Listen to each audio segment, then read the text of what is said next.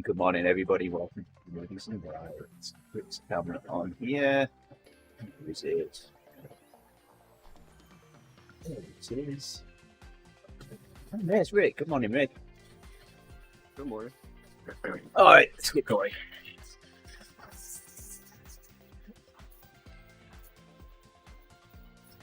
We've got Fat Max workout this morning.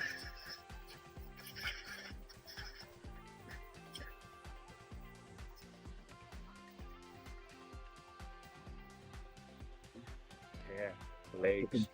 Morning, Dan. I feel it.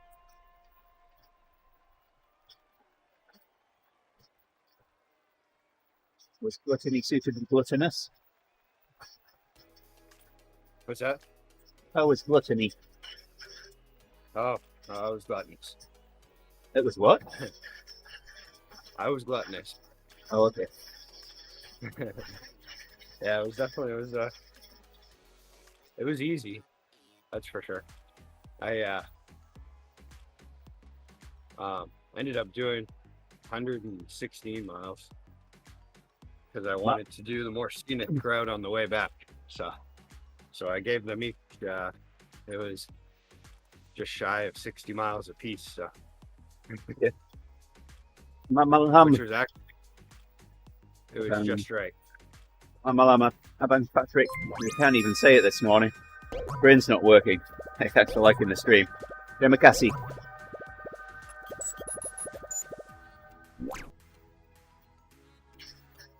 I was a bit late sending the invites to this out yesterday, so Jerry might not have seen it. Jerry won't have seen it before he went to bed. So Oh yeah. it's probable cause of why we don't have Jerry here this morning. I made sure I sent the rest of the meetups out on Wednesday, so he's got no excuse for having not seen those. We'll hopefully have Jerry back tomorrow. Why is it? Hold on. Do you mind pausing for a second? I need Second. for some reason. You need what? Didn't get set up properly. Ah. Yes.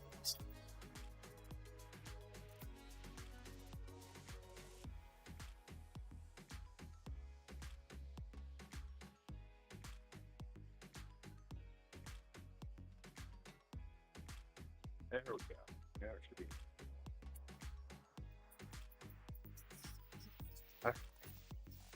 Much better. It didn't. For some reason, it didn't put me in workout mode.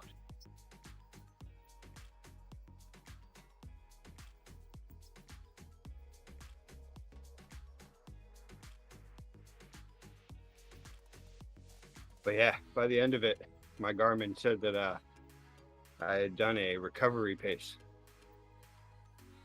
So the entire time. So it ended up being a bit long for me, but it was still good. It was I needed it for a while to be able to like control my pace.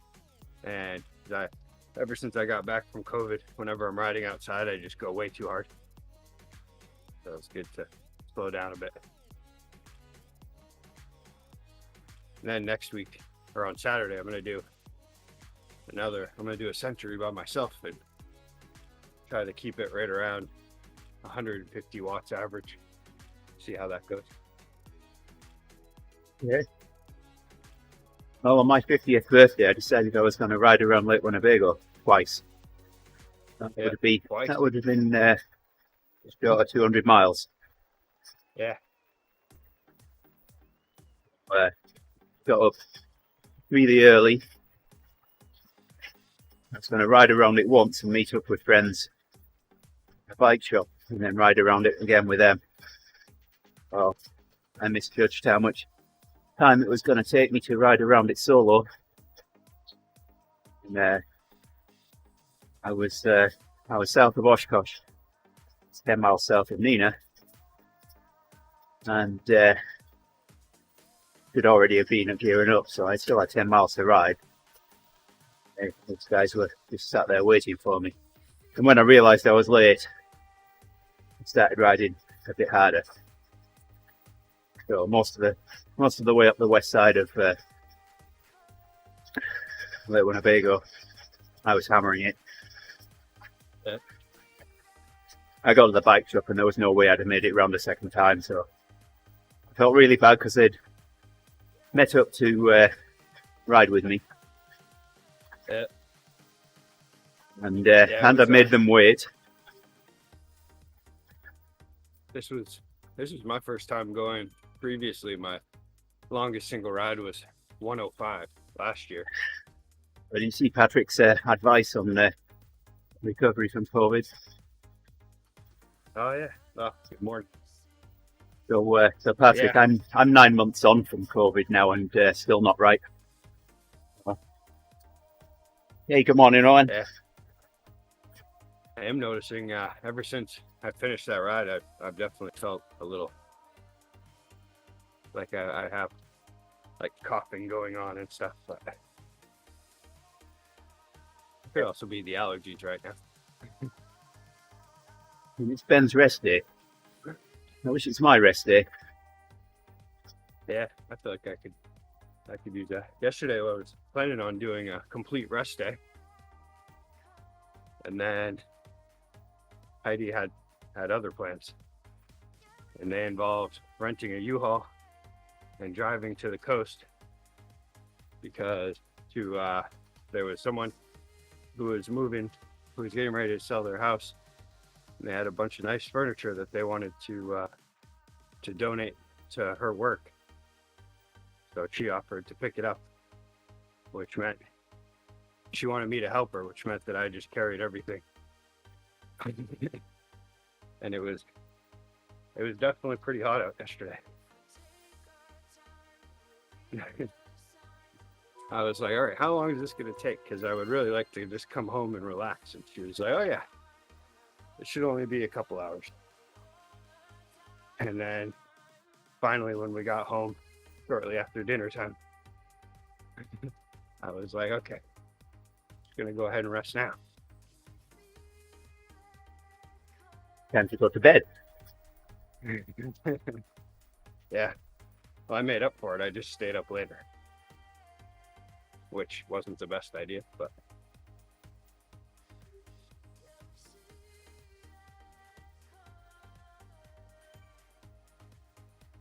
I wanted to watch the latest House of Dragons episode, so I stayed up quite a bit past my bedtime. Like shows this morning. You didn't get enough beauty sleep.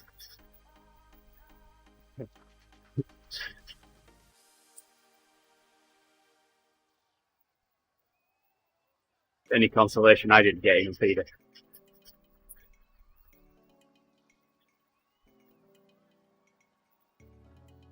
Swift Academy. That's tomorrow. Signed up this year. So, There you are. You froze up on me for a little while on Discord. well, I don't think it's this end. I haven't dropped any frames on the stream. So. Yeah, so 2 years ago was the first time that I did Swift Academy. And Jason, I wasn't a member of Endurance Lab at the time. Jason offered up some workouts to go alongside the Swift Academy workouts and fill the week out. So, through those 8 weeks, and the workouts that I've been doing, I saw pretty major gains. Yeah. It was a strong B, but I wasn't improving towards it. So Jason met with me at the end of that, and he said, so how did you go on with that? I said, well, I saw some pretty decent gains there. So what do you want to do next? Where do you want to go? I said, make me an A.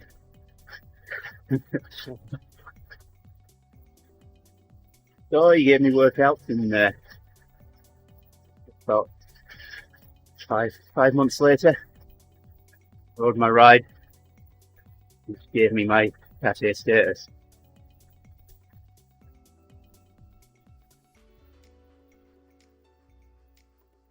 Yeah, and that'll be 2 years now. Yeah, that's when I did my first Swift Academy, but then it made me explore the I just started Swift at that time, so then it made me get into the build me up routine. So, I really didn't like that one. how are you doing, Owen? Are you getting close to getting on the bike yet?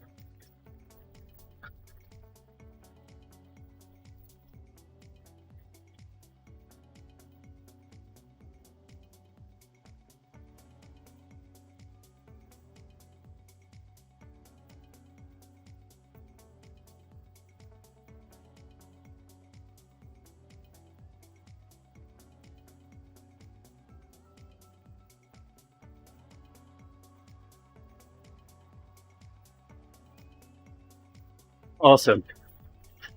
Well, if you're on stream, I don't have my other computer with me and join you.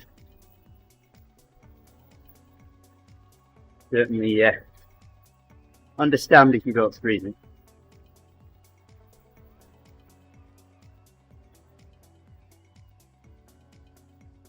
Zone 2 today.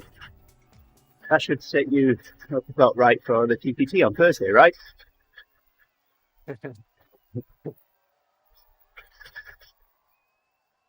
Yeah, that's 3 whole days to get ready. That's zone 2 today, so zone 3 tomorrow, zone 4/5 on Thursday. I mean, it's obvious.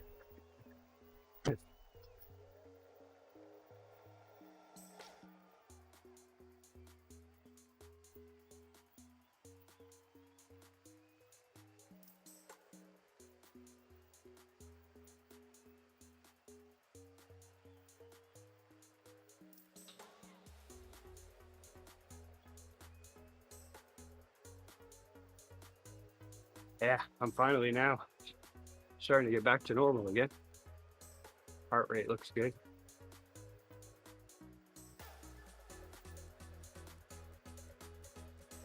Took 2 weeks to actually get back. It's Monday.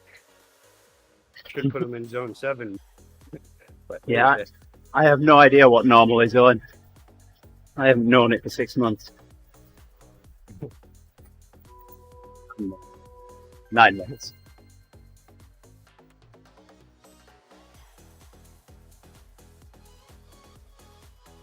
Yeah, as far as being back to where I was right before I got COVID, I don't think I'm going to be a while before I get there. Plus, I don't know if I want to do that much work anymore. That was a lot of work getting there. Just riding an absurd amount.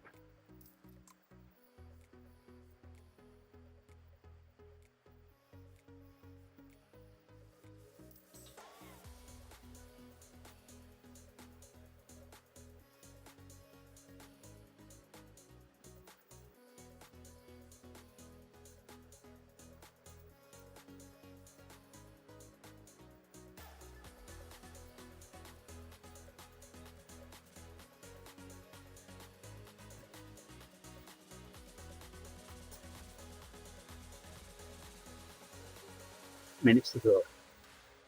Only 1 minute down. Oh, come on.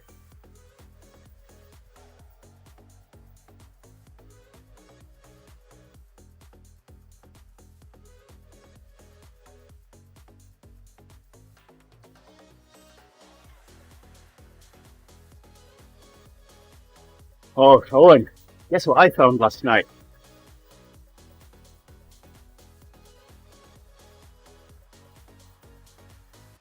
Yes, it's with time dilation. I found Guinness Zero. I bought all the stock that the shop had.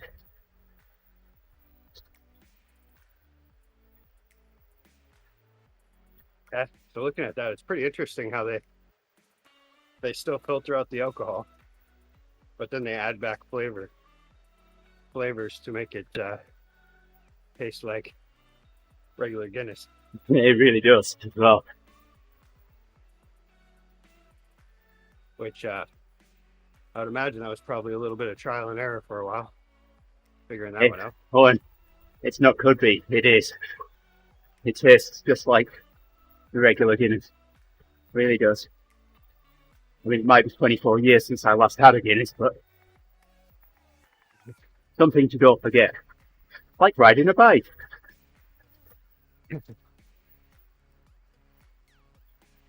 Whew, my legs are tired. Yeah. Yours and mine both.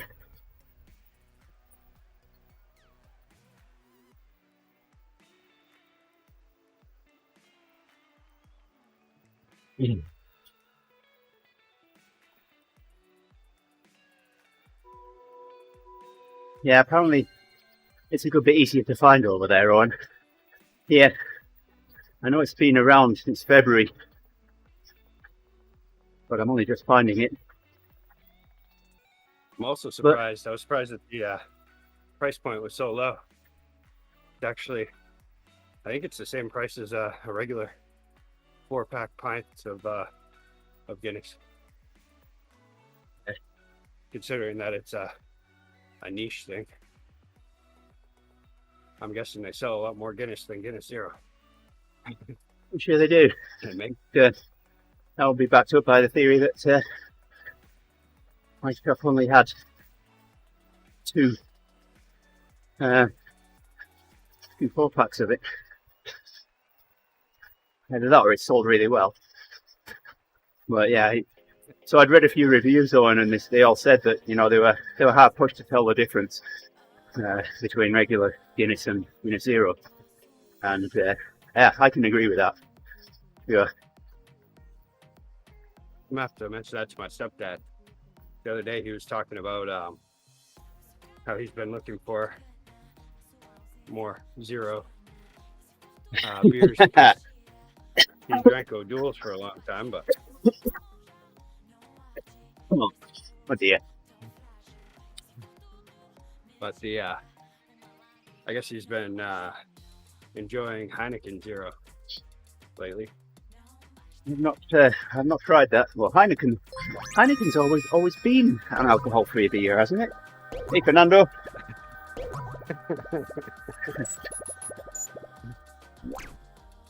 No.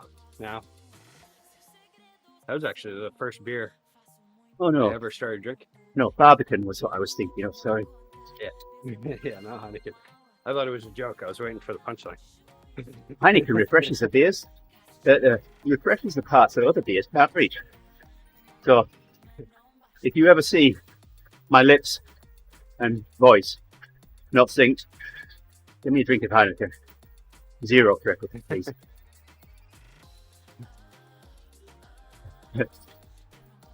It's definitely a beer that hits different. That's for sure. It's actually a beer that, if you didn't know they were doing it on purpose, at least the way it tastes here in the U.S., if you didn't know they were doing it on purpose, someone like me would be like, okay, this beer's bad. They did it wrong. But because of that green bottle, it skunks it right up.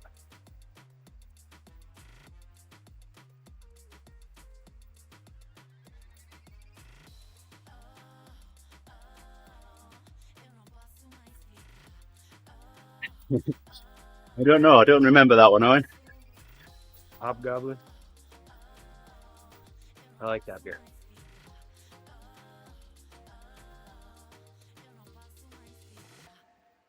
Apparently, I didn't get all of the snuff out of my nose. I haven't had a Hobgoblin in a long time. Since back before I started the brewery.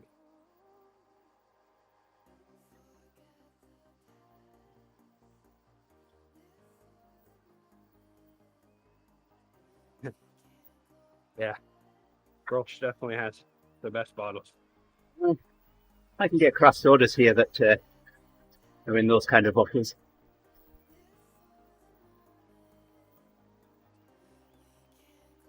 They probably recycle Grolsch bottles.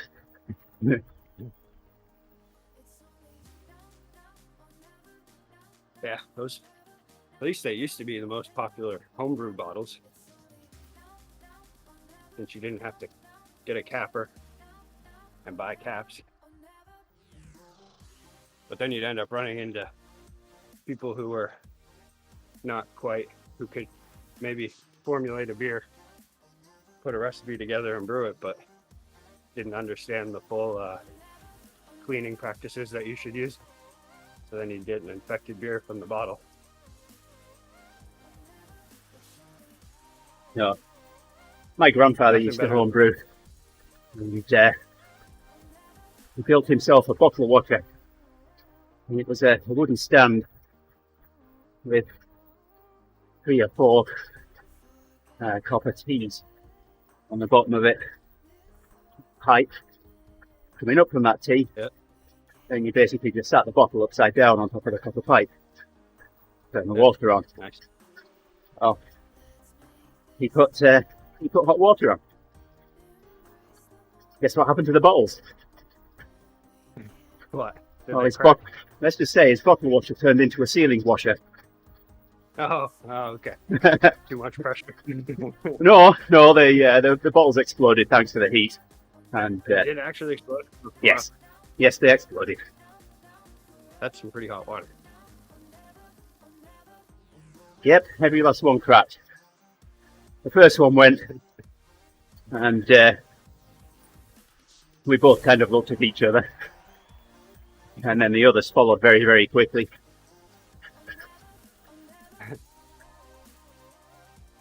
Yeah, I'm definitely a huge proponent in chemical cleaning.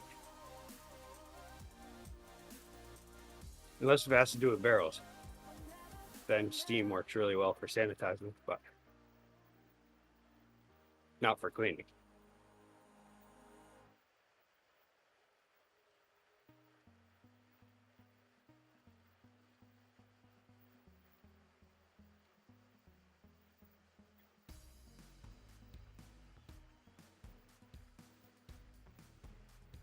And the good part about all the chemicals that we use in the brewery, or not all of them, but the cleaning chemicals, is if I ever get a drain clog, I can just put some in a jar, bring it home, and dump it down the drain, and it cleans it way better than Drano. What do you use? Sodium hydrosulfite, something like that? Yeah, what is it? Yeah, it's not that one, but yeah, one of those caustic sodas. I used to use sodium hydrosulfite for bleaching in the paper making industry, where we called it hydros. Yeah. So one night, my sister, I can't really say too much because he might be watching, but my sister went out on a night out, drank cider and black all night. I used to get up really early and go for a paper delivery round. Anyway, I got up one morning, knelt in front of the fire, leant over to turn the fire on, the gas fire, and I put my hand in something damp. So, I wonder what that is. Lifted my hand up and sniffed it, and ugh! It was pretty obvious it was the contents of someone's stomach. So at that point I turned the light on, and the carpet in the front room was peppered with blotches of purple. So yeah, my sister had thrown up on the carpet. So, and this was a pretty expensive wool carpet. So got up the following morning, my parents did, and I told them what had happened. They contacted the company who had installed the carpet for them. And he said, well, if you can get hold of it, sodium hydrosulfite, make a very weak solution of that. 1 teaspoon to a gallon of water. See if that'll help. Oh, it worked. Just had to leave the windows open to let the smell out.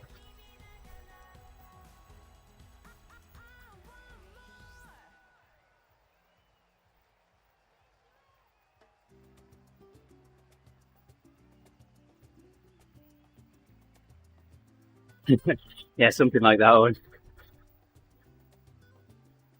Oh, wow, I don't want to give it up on this. Well, I'm sure she could come up with a few stories if she was watching that would embarrass me. So I guess the thing is, though, I control the stream here, so if she did that, I could stop it.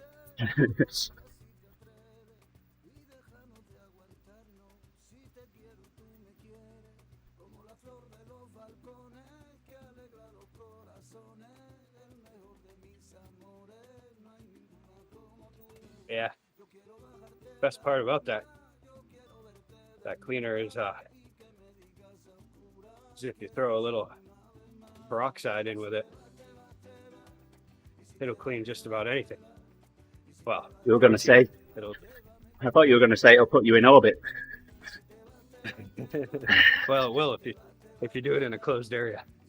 Once you mix those two together, if you well, depending on the dilution, when you mix them together, it starts smoking, and you don't want to breathe that one in.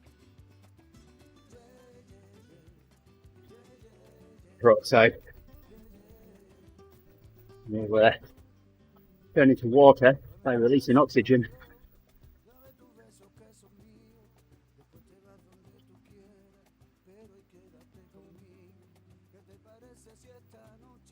Yeah, the first time that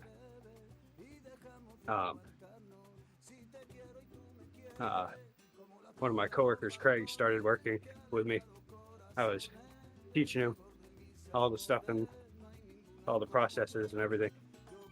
And I had sheets that I had written out for going over the processes for new people. And he misunderstood at which part you're supposed to add the peroxide to the caustic. He thought he'd save some time and measure out the caustic and then dump in the peroxide right in the measuring cup, right on top of it. And man, did he get a surprise. Here we did. It's just immediate smoking and foaming and all kinds of stuff. So of course he threw it on the ground. Matthew, how you doing, my friend?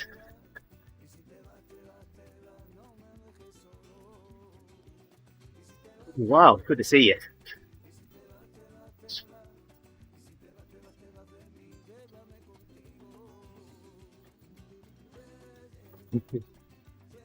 A new internet. Why, what was wrong with the old internet? Seems to be working fine here.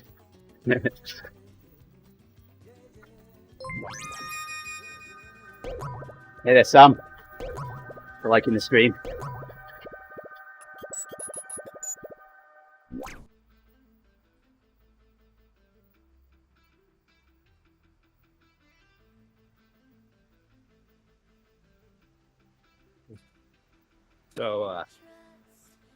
So on Saturday's ride, just to add to the gluttony factor,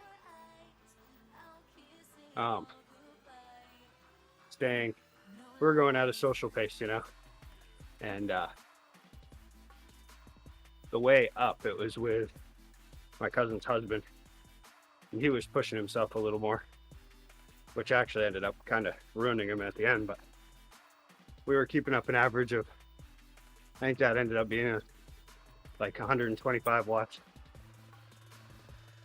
And then on the way back with my cousin, she just wanted to talk the whole time.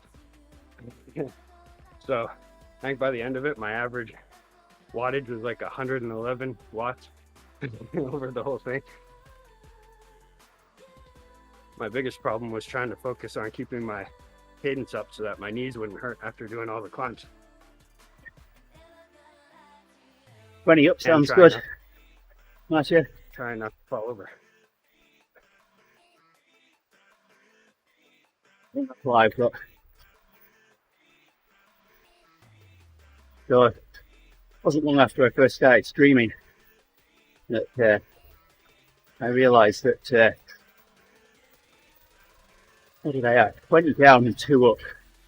Just wasn't going to cut it streaming.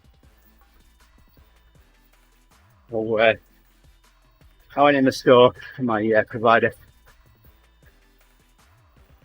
said I started live streaming and I needed more upstream bandwidth. How much was it going to cost me?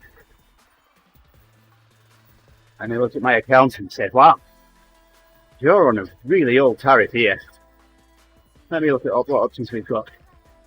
Well, we can either give you 100 down, 10 up, 200 down, 10 up, 20 up rather. And it went up from there. He said, how much are those going to cost me? Well, he said, 100 down, 10 up. That's the same price as what you're paying right now, so it's not going to cost you anything. I said, sign me up. So, I got 100 down and 10 up. And then only a few months later, I got an upgrade to 200 down, 20 up. So, yeah. That's what I've got right now. And TDS are installing fibre at the moment in streets around me. So I'm sure when they've got it, the corner of the street that's in front of mine, they'll be coming down it. So that's something that's worth considering for me. Yeah. I thought there had to be a catch on, but no. And I bought my own cable modem because there was a time when Spectrum stopped or started charging you for rental of the cable modem. So at that point, I bought my own cable modem, and it paid for itself in a few months. Oh, nice. I have. Let's see. I'm doing a test right now through Spectrum to see.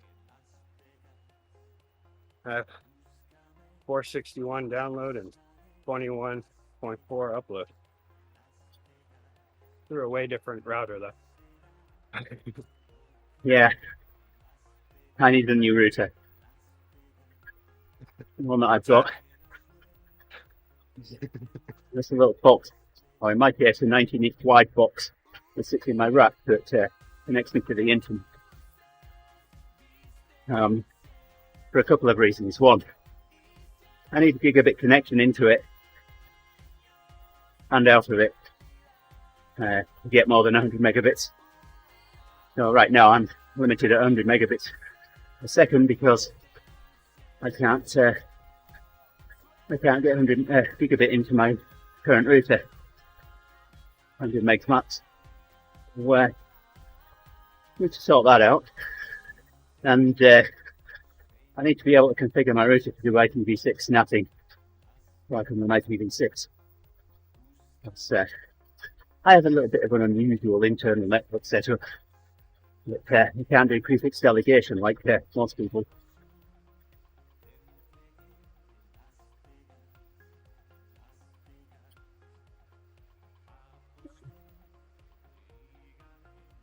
Spectrum on the whole has been very, very stable for me.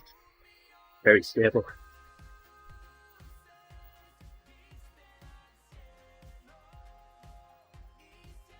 Died on New Year's Day one day. And, all I had for phone service at the time was VoIP. But I had free calls for the UK and a few other countries besides. So that's I needed to call parents to wish them a happy new year. So just so that I could get on the internet and do a little bit of research on something that I was looking at and call my parents. I went into the office on New Year's Day.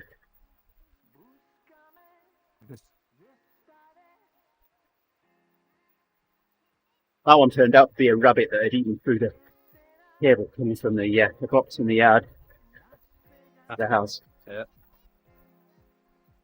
So, I had one drop out we were having snow on the ground. And yeah, the guy came and he installed his direct ferry orange cable across the top of the snow. He said, we'll come back in spring when the snow's gone and bury it. Okay. Fair enough, they did. I had one about maybe a year and a half ago. One day where couldn't get anything to connect. I'm like, what is going on? I reset the router several times, trying to figure out what's wrong. Finally, I mentioned it to Heidi, which she takes care of that bill. I was like, hey, can you go ahead and call Spectrum and see what's going on? And then found out the answer was that I hadn't paid our bill. Yeah, that'll do it. It's like, oh, well, I guess that's an easy fix. Let's just pay that right now and put it on auto pay for now on. Is there a reconnection fee? Nope. Oh. I think there's a certain amount of time. Yeah. It's not that I know of. But yeah, it was like within an hour. No. Not even actually, because I was streaming the news at that time in the morning, and then all of a sudden it just stopped working. And then I spent a good half an hour probably trying to diagnose the situation. Yeah, the first thing that I do when I have an internet problem is check to make sure that I paid the bill. I haven't forgotten. I've come close.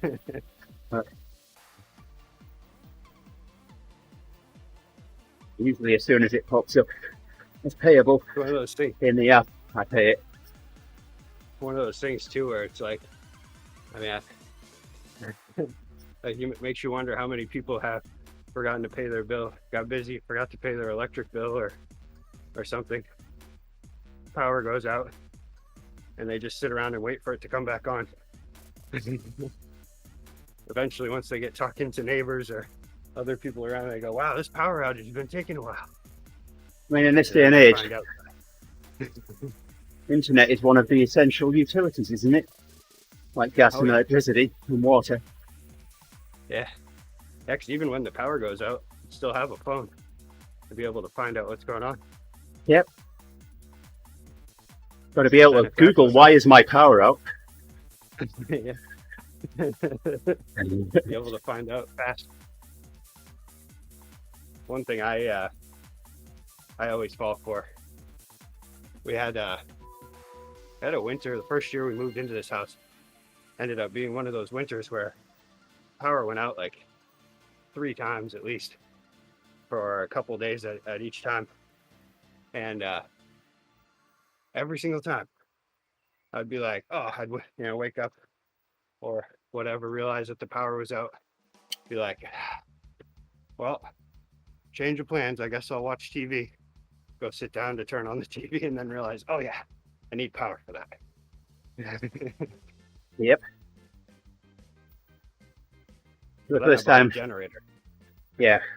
So the first time That's we had the best way to make sure that it never goes out. At some point I will be able to get a word in. Oh, go ahead. So one spring, we haven't been here long, I think it was probably the first spring that we were here. We had a thunderstorm pass through and it took out the power.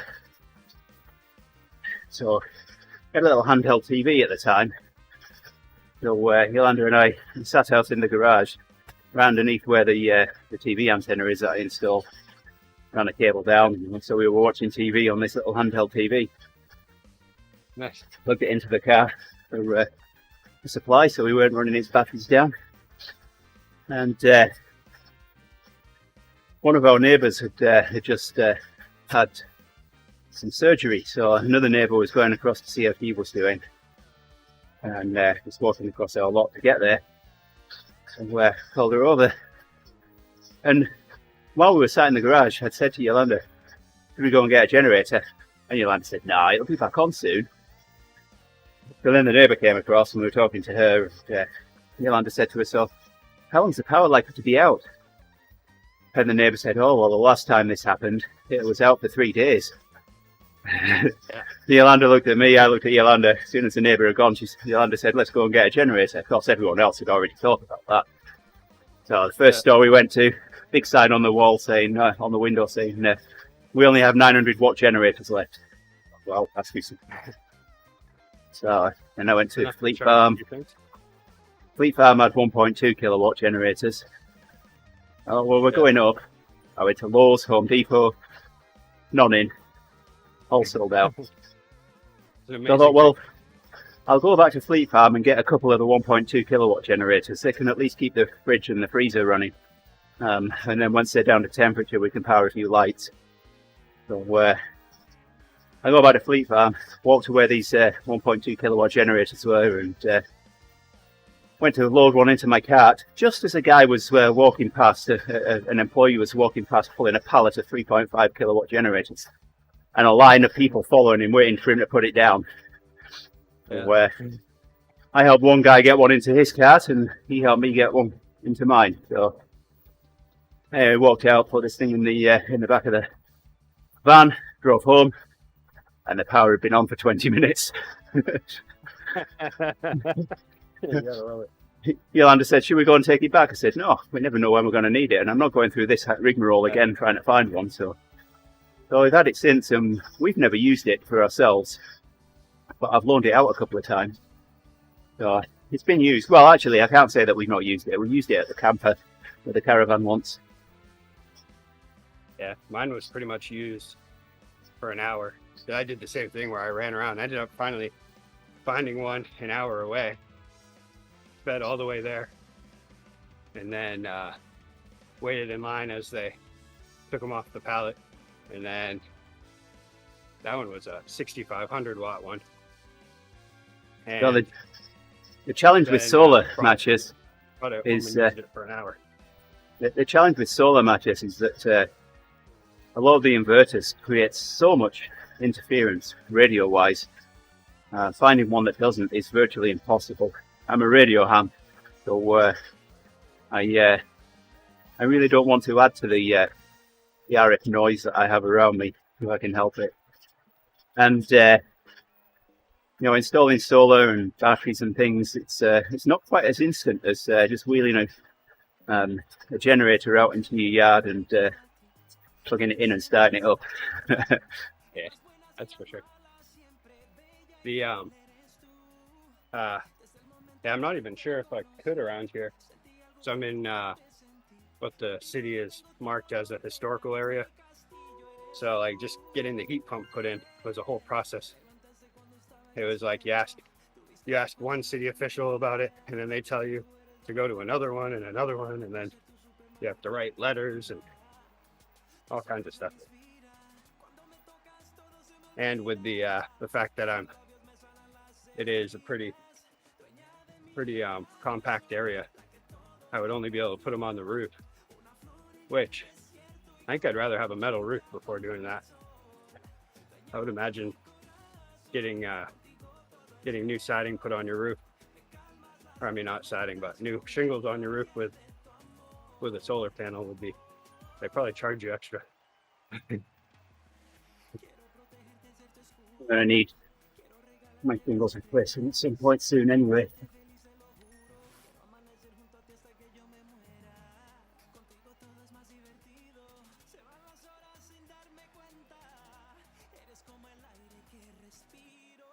I've seen some people that have gotten solar panels on their roof. I don't know if they were thinking that the solar panel could act like a protector for the roof so that they wouldn't have to change out their shingles or what, but then you watch them gradually degrade even faster.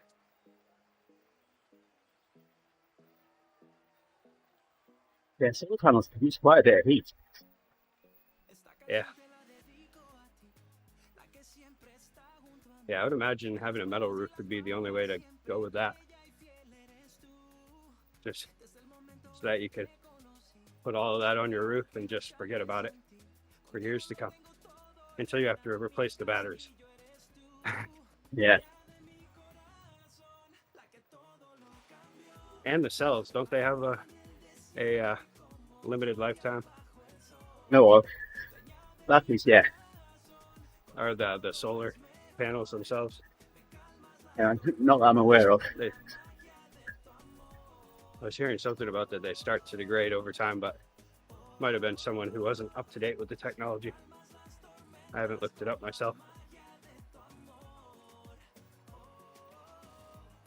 In fact, I think it might have been my dad that said it, which would mean probably the last time he looked into solar was like 10 years ago.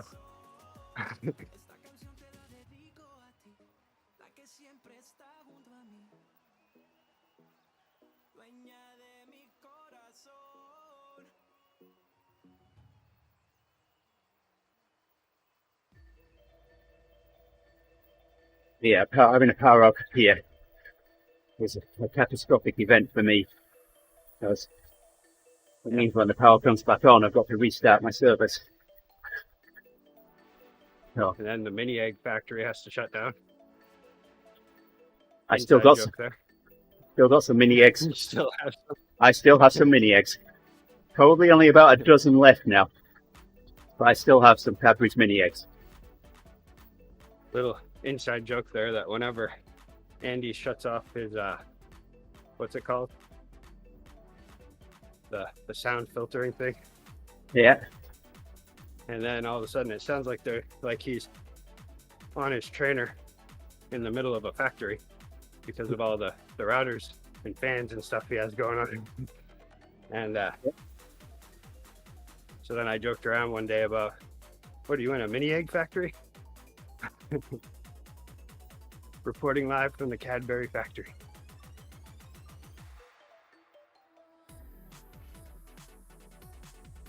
Ooh. Yeah. Ever since I bought that generator, though, I mean, it helped my brother out because he's quite a ways out of the city. So his power took just about a week to come back on during that storm. Yeah. So I brought it out to him because he has a whole home business that he has to keep running with power. And so, yeah, he said my generator works really, really well. It actually like kept his entire house going with no issues. He was able to start up his well pump with everything hooked up. And then since I've had it back here, it's fixed our problem with getting winter storms that cause power outages. So we've been going 2 winters strong now with no power outages.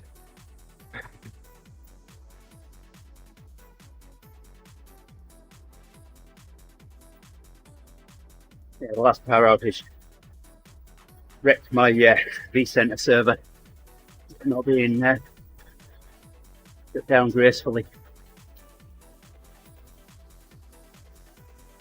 I'm now running the ESXi host, VMware ESXi host without vCenter. Can't do all the fun stuff like vMotion.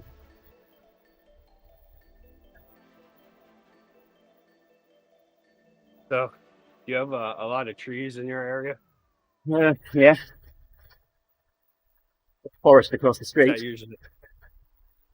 Oh yeah, that's right.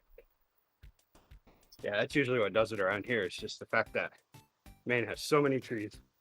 Even in the city, it has trees everywhere. And the minute we get any kind of a blizzard or anything, all the trees just start tumbling down and wrecking power lines. But you can't see the wood for the trees in Maine.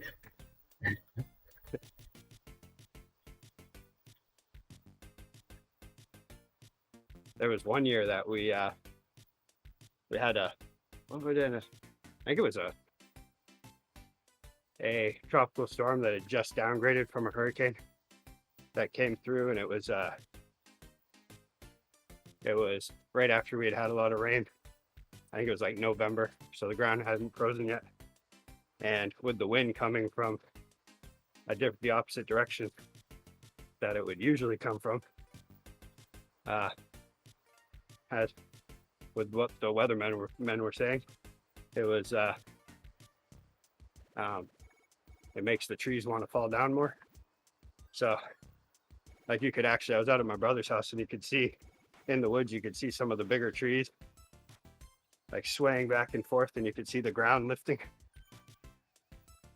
And then trees started falling down, so we left the woods. And then that one we didn't have power for, I think it was like 5 days right here in the middle of town. And then some of the places that were far out, where they had trees fall on their property, those are always the last ones to get fixed. So some of them were out for 2 weeks on that one. One row of houses behind us, the city of Neenah finishes, and the town of Neenah starts. Where one power outage, locally, our power was out for maybe half an hour. But once you cross that road into the town of Neenah, theirs was out for days. There were extension cords running across the street from houses that had power to houses that didn't. Nice. Community effort. Yep.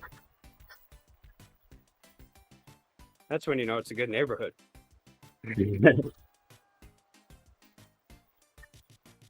Yeah, usually whenever that one year, winter, when we had all the power outages, I could go, since Stephen King's house is a few blocks up, and the Senator Susan Collins, she has a house right on that street, and usually I'll go up there, and if they still don't have power, then I know for sure that it's going to be a while for me. I don't know if this theory is true or not, but I feel like that must play something in their mind, in the electric workers' minds.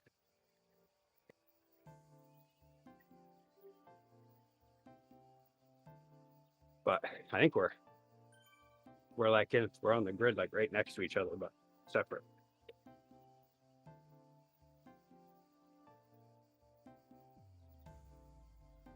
Oh man, Just halfway in this one.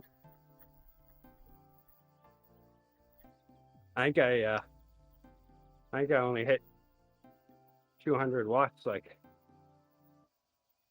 maybe 45 minutes altogether out of that ride I did on Saturday. Oh, I thought you were going to say in this workout, I was going to tell you to get your finger out.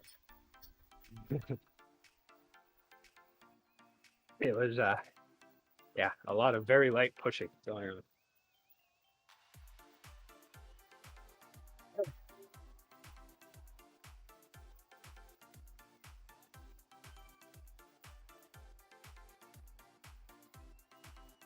I didn't eat as much as I thought I would, though. I kept drinking chocolate milk. And then we'd get to a restaurant and I'd still be pretty full from the chocolate milk.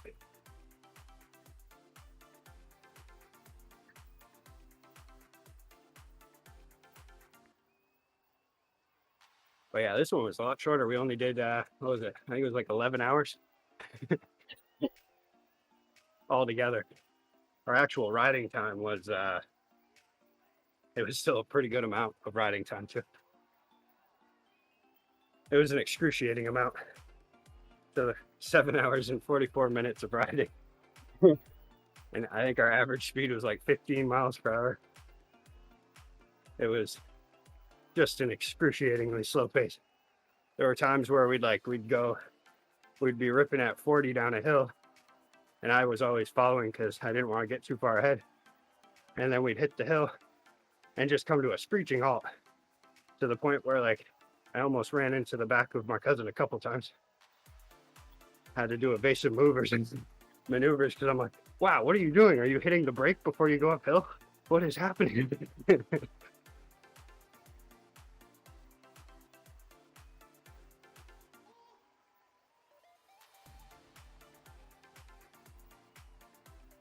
But I was also trying to be supportive and encouraging and not say things like that. She's definitely, I mean, all she's been doing all summer is training for a couple marathons that she's wanted to do. So her bike fitness, I guess, is a little off. And I think she also has that running mentality where if you just keep up that steady cadence, and you'll have it done. And she doesn't fluctuate enough. I think there's no such thing as her putting a little extra power on the hills. That's for sure. Well, you only do that by lengthening and shortening your stride, just like changing gears on the bike. Keep the same cadence. Oh yeah.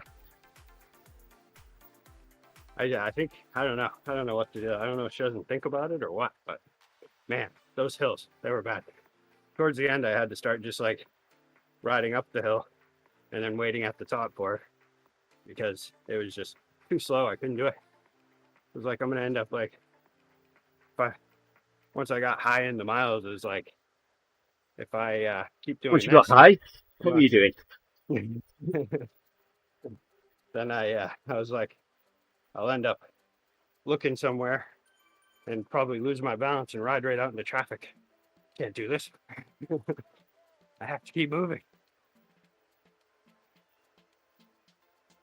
But yeah, definitely the biggest thing that I came out with from it is some real nice saddle sores and a pretty decent chafing spot on the upper part of my leg there.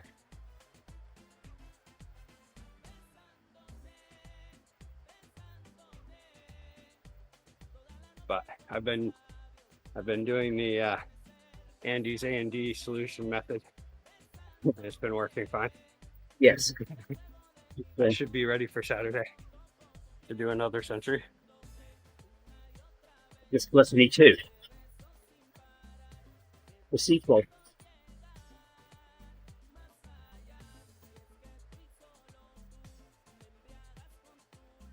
Yeah, one thing I noticed too, I got a lot of good information from this ride. Like, since I had never gone above 105 before, it was nice to be able to add on an extra 10 miles just to see how I ended up feeling at 80 and 90 miles.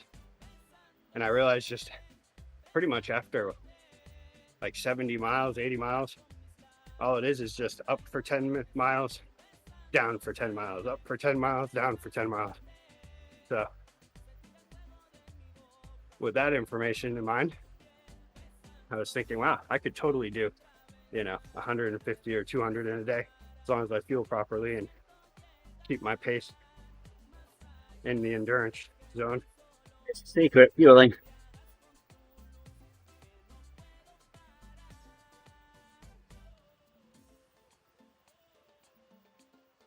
And pacing, of course. And now I really want to go and do like a 4-day bike trip. Just put on like a good amount of miles every day and just do that. That would be cool. Especially yesterday after doing the moving. That was harder than riding a bike, I have to say.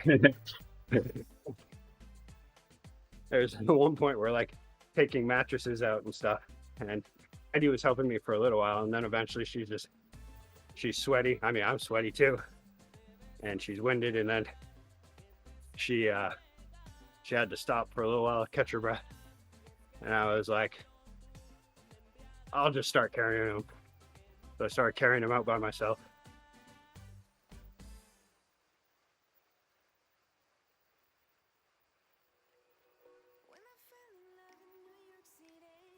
Struggle now. 4 minutes to go.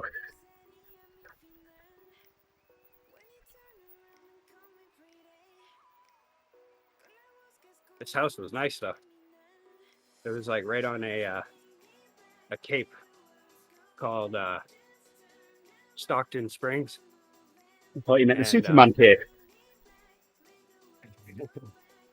And right at the tip of it. So it's looking out into Penobscot Bay and stuff. And then out into the ocean. And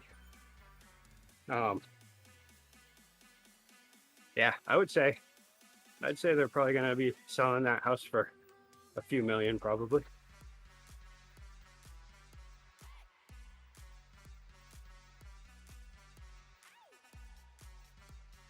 That was their summer house that they come up to. And then they Airbnb it the rest of the time, I guess. which I could only imagine how much you get from that. That's an income right there, I would imagine.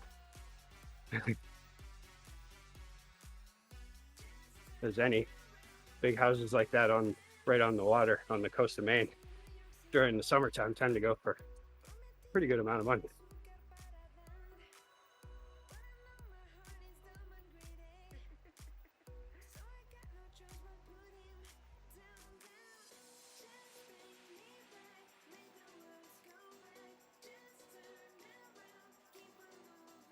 Ooh.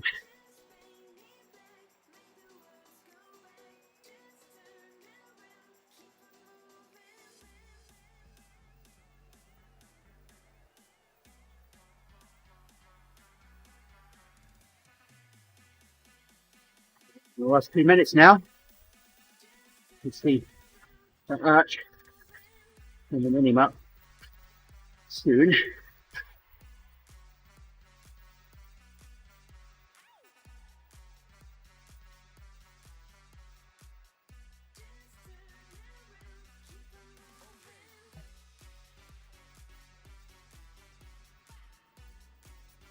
Oh, I don't need to be doing that many watts.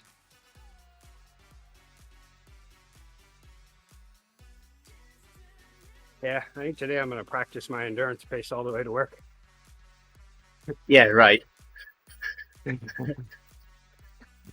don't know, I'm definitely, even though that was a recovery ride, essentially, even though I was a 116-mile recovery ride, it still took a bit out of me.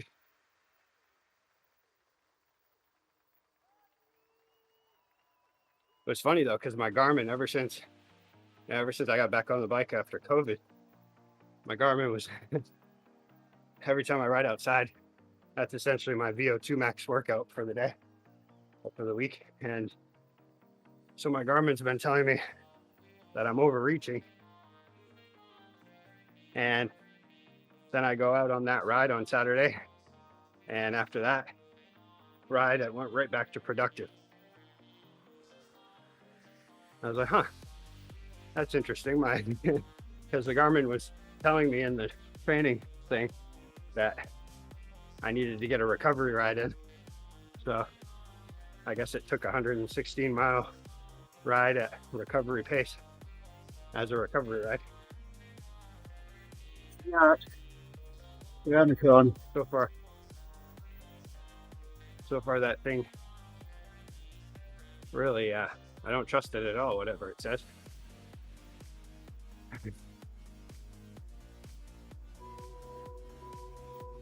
Recover for 4 days. Is that it?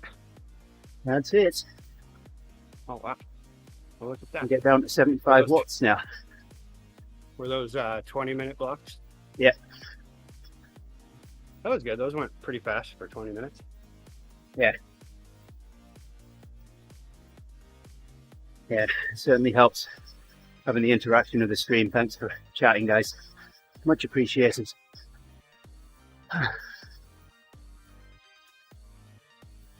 Whew.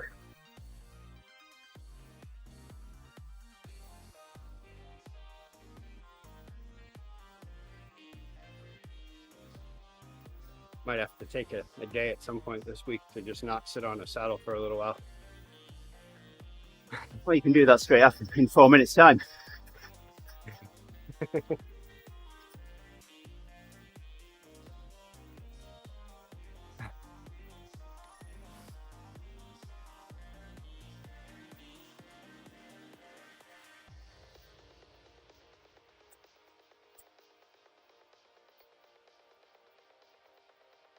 Yeah, I would imagine there would be it would make for an unpleasant century getting on the bike and already having saddle soreness. Yeah. 5 miles in. Being like, oh, okay, only 95 left to go. Here we go. It's all right though, because it's the way that I'm taking on Saturday has a lot more hills, so I'll be able to climb the hills and then coast down them in an arrow position with my butt off the seat. Give a little rest.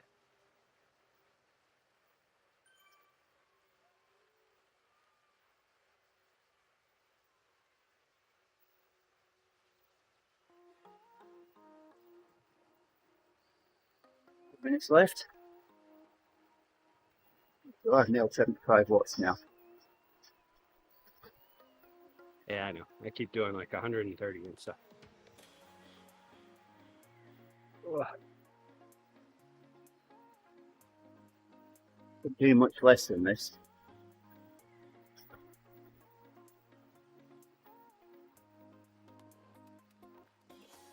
Borderline being able to stay upright. I feel like I was doing this up a hill behind my cousin at one point on Saturday. It felt like this, like I was just barely pedaling, just like in the lowest gear possible. It's like, really? Why is this happening right now? I just kept shouting out times to her every so often. Every 5 miles, I'd get my lap time and be like, yeah, we're trying to aim for 20 minutes at least. And we just did 22 minutes. Yeah, that didn't get annoying. She'd pick it up a little bit. Now she'd just start talking and forget that she was supposed to be pedaling. So what, you were doing 20-minute miles? Now it was 20-minute 5 miles, so what, 4-minute miles? I think the slowest 5 mile zone we had was, I think we got up to 24 minutes at one point.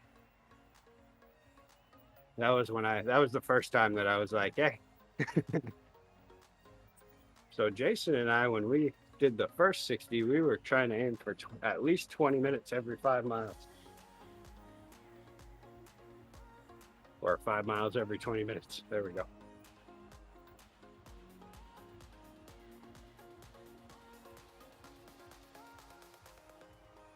Yeah, it's one of those things where I enjoyed the conversation, really wanted to talk, but I also wanted to keep moving too, because as I started getting up in the miles, I was enjoying myself, but looking forward to the finish.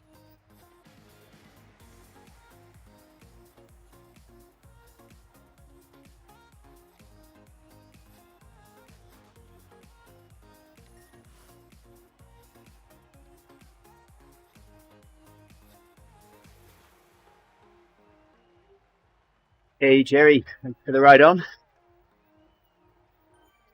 Yeah.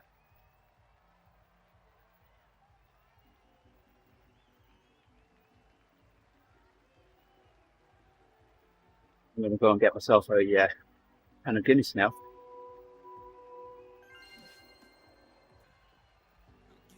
$5 o'clock somewhere.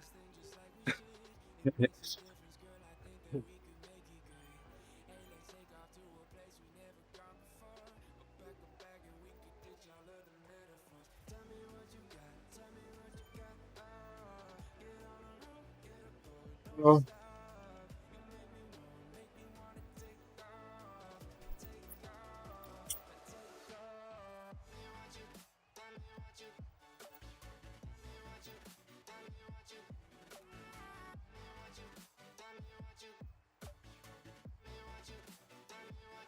Right. I'm going to say thank you to everyone for joining us on the stream this morning. Much appreciated. Be back with another workout tomorrow. I don't know what workout I'm doing tomorrow. I have to look. There's a surprise this morning as well. I didn't look before we rode this morning. But anyway, digress.